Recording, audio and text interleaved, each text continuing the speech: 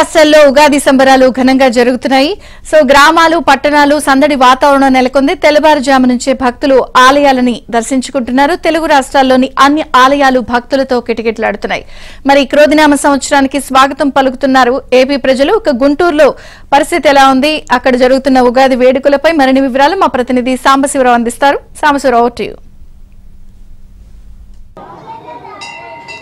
గుంటూరు జిల్లా వ్యాప్తంగా ఉగాది పండుగ వేడుకలు ఘనంగా జరుగుతున్నాయి. క్రోధినామ సంవత్సర ఉగాది వేడుకలతో కూడా గుంటూరు జిల్లా వ్యాప్తంగా కూడా ప్రజలు తెల్లవారుజామునే ఇళ్లలో పూజలు చేసుకుని స్థానికంగా ఉన్న దేవాలయాలకు వచ్చి ప్రత్యేక పూజలు చేసుకున్నారు.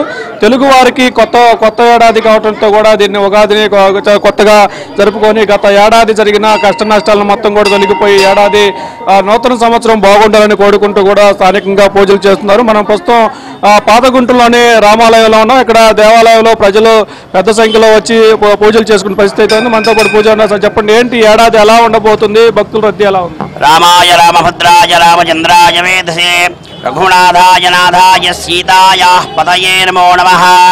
శ్రీ ఈ సంవత్సరం పేరు క్రోధినామ సంవత్సరము.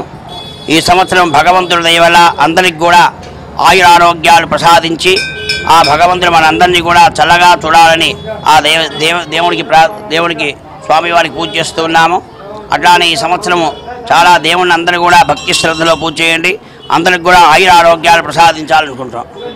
అంతోపాటు మరి కొంతమంది స్థానికులు చెప్పండి, ఏంటి ఏడాది ఎలా ఉండాలని మీరు కోరుకుంటున్నారు?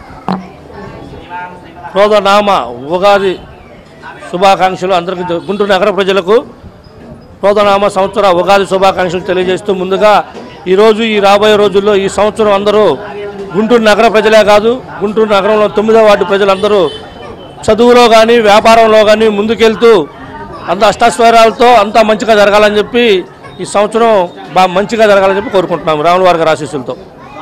మరి కొంతమంది భక్తున్నారు. పెద్ద చెప్పండి, ఏంటి ఏడాది ఎలా ఉండాలని కోరుకుంటున్నారు? జై శ్రీమన్నారాయణ. ఈ ఏడాది క్రోధినామ సంవత్సరంలో భగవంతుడు మనందరికీ కూడా ఆయురారోగ్య ఐశ్వర్యం ఇస్తాడు. అందుట్లో ఏం అనుమానం లేదు. మనమంతా కూడా భక్తి ప్రపత్తులతో ఆ స్వామివారిని సేవిస్తూ ఆ స్వామివారి సేవకులు మనం చేసుకుంటూ ఉంటే మనకు ఆ స్వామివారు మనకు అనుగ్రహిస్తారు. ఏం ఇబ్బంది ఏం లేదు. దయచేసి అందరూ కూడా స్వామివారి నామం మర్చిపోకుండా చేసుకొని స్వామి అనుగ్రహాన్ని పాత్రలు కావాల్సిందిగా కోరుతున్నాము. జై శ్రీమన్నారాయణ, జై శ్రీమన్నారాయణ, జై శ్రీమన్నారాయణ.